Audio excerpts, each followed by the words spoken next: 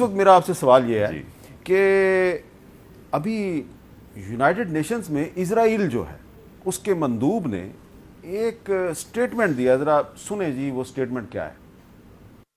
Israel remains deeply concerned about the overall human rights situation in Pakistan, where enforced disappearances, torture, crackdowns on peaceful protests, and violence against religious minorities and other marginalized groups remain prevalent. یہ اسرائیل کی طرف سے میرا خیال ہے کہ کافی عرصے کے بعد پاکستان کے اندرونی معاملات کے بارے میں کچھ سٹیٹمنٹ آیا. تو یہ مصدق ملک صاحب, آپ اس کو کیسے دیکھتے ہیں کہ اسرائیل کو کیا ضرورت پیش آئی ہے کہ پیسفل مظاہرے پاکستان میں اگر ہو رہے ہیں تو پہلے تو کبھی نہیں بولا, وہ بول رہا ہے. یہ تو آپ کو ہمارے معزز دوست وکیل صاحب سے پوچھنا چاہیے جن کی وکالت کرتے ہیں, جن کے حق میں, آپ کی ہے بھائی. ارے بھائی جن کے حق میں آ رہا ہے یہ بیان تو حکومت کے خلاف آیا ہے, ہم تو اس کا دفاع کریں گے, مگر جن کے حق میں آیا ہے ان سے پوچھا جائے کہ آپ کا کیا تعلق ہے اسرائیل سے, یہ اسرائیل کیوں ٹھٹ کے آپ کے متعلق آپ کے حق میں بیانات دے رہا. اب میں اس کو ایک اور بات سے جوڑ لیتا ہوں, ایک اور بات سے. ویسے اس کا جواب آپ سے میں دے دیتا ہوں, آپ ہی بتائیں گے میں اسرائیل جو ہے وہ انتظار کرتا ہوں. یہ ابھی جو 9 مئی کے بعد ایک دم اسرائیل اٹھا ہے, 9 مئی کے بعد جو کریک ڈاؤن ہوا ہے جس میں لوگوں کو پکڑا گیا ہے, جنہوں نے حملہ کیا تھا کور کمانڈر کے گھر پہ, جنہوں نے ہمارے شہداء, جنہوں نے چھاتیوں پہ گولیاں کھائیں, یہاں تک کہ جو انڈین فوج تھے وہ مجبور ہو گئے کہ وہ ریکگنائز کریں, اور انہوں نے کہا کہ ریکگنائز کریں اس کو, اتنا ہم نے کبھی بہادر دشمن نہیں آج تک دیکھا. ان کے مجسمے اٹھا کے زمین پہ مارے اور جو کچھ کیا وہ کیمرے کی آنکھ کے سامنے. تو یہ آل آف اے سڈن ان لوگوں کو اگر پکڑا گیا ہے تو یہ اسرائیل کو کیا سوجی بھائی, اس کے دل میں کیا سمائی کہ ویسے اس کو کوئی کسی چیز سے غرض نہیں, مگر جب پاکستان کے شہداء کے مجسمے گرانے والوں کو پکڑا گیا تو انہوں نے کہا بھئی یہ کیا وائلیشن ہو رہی ہے. تو ذرا یہ سوال تو ہماری طرف سے. اب میں ایک بات ایک جوڑ دوں, ایک آپ اب اسی کو جوڑ لیجئے سائفر سے. اچھا, سائفر میں سازش ہوئی.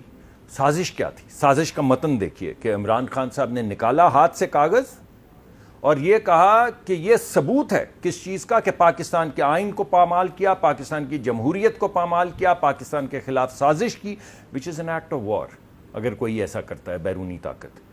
اور یہ کر دیا اور ایک ہنگامہ کھڑا ہو گیا. ٹھیک, اس کے بعد آپ نے وہ کلپ دیکھا ہے جس میں کانگریس وومن کے ترلے کر رہے ہیں کہ اللہ آپ کی شان میں اضافہ کرے, آپ ایک خط لکھ دے میرے حق میں, بڑی دور جائے گا, آپ کا لکھا ہوا خط ہماری یہاں پہ بہت سے عذاب ٹل جائیں گے, دیکھو پتہ نہیں ان کا نام لے رہے ہیں, بے تکلفی بھی کافی ہے.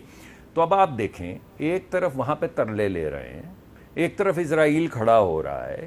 کھڑا کن کے خلاف ہو رہا ہے؟ ان لوگوں, کن کے حق میں؟ وہ لوگ جنہوں نے اس ملک میں 9 مئی کو کوئی چیز ایسی نہیں چھوڑی جو قانون اور آئین کی حد میں آتی ہو, کوئی ادارہ نہیں چھوڑا, کوئی شخص نہیں چھوڑا, کوئی عمارت نہیں چھوڑی. 2 مہینے ہو گئے ہیں 9 مئی کو, ٹھیک ہے, 2 مہینے ہو گئے ہیں, ابھی تک کوئی مبینہ ماسٹر مائنڈ نہ گرفتار ہوا ہے, نہ اس کو سزا ملی ہے, نہ ہی کوئی جو اس کا مرکزی کردار ہے اس کے خلاف کہیں کسی عدالت میں کوئی پروسیڈنگ شروع ہوئی ہے. مشتاق صاحب آپ اس کو کیسے دیکھیں گے جو اسرائیل کا بیان ہے؟ میں تھوڑا سا اس کو ایک جیسے کہہ سکتے ہیں کہ اسے ایک پولیٹیکل اینک سے ایک الگ انداز سے میں بات کرنا چاہتا ہوں.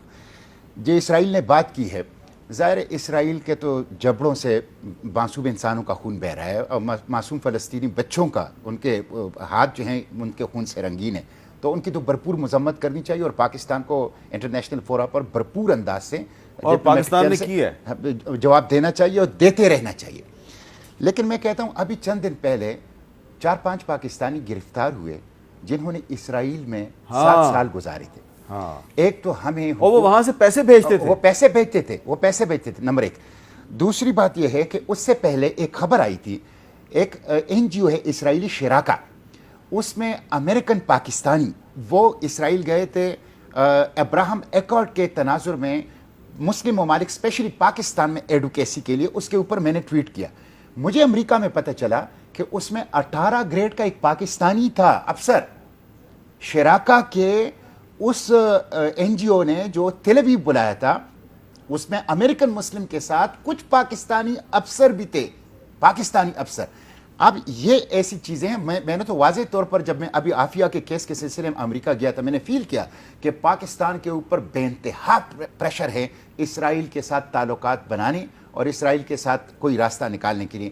اس لیے ہمیں اس کو صرف پولیٹیکل پوائنٹ سکورنگ کے ساتھ نہیں دیکھنا چاہیے, پولیٹیکل اینک سے نہیں دیکھنا چاہیے. جو ابھی بات ہوئی ہے اس کا بھی بھرپور جواب دینا چاہیے, مذمت کرنی چاہیے. لیکن جو 4-5 پاکستانی گرفتار ہوئے ہیں وہ 7 سال سے وہاں تھے اور FIA کے پاس ہیں, اور جو شراکا نے پاکستان امریکن مسلم کو اگر ہم کچھ پاکستانی کو اگر ہم کچھ نہیں کر سکتے, ان کے پاکستانی پاسپورٹ کے خلاف تو ایکشن لے سکتے ہیں نا, پاکستانی شناختی دستاویز کے خلاف تو ایکشن لے سکتے ہیں نا. اور اس کی انویسٹیگیشن ہونی چاہیے کہ کون پاکستانی آفیسرز تھے جو شراکا کے اس پروگرام میں وہ تل اویو گئے تھے. جی اب آپ میں اس پہ ایک میر صاحب ایک ضرور کرتا ہوں, اس کو مذہبی اور ادر تناظر میں نہیں دیکھنا چاہیے. اس تناظر میں اس کو دیکھو لبرل, اور اس میں دیکھیں کہ کیا پاکستان میں اس وقت ہیومن رائٹس کی وائلیشن ہو رہی یا نہیں.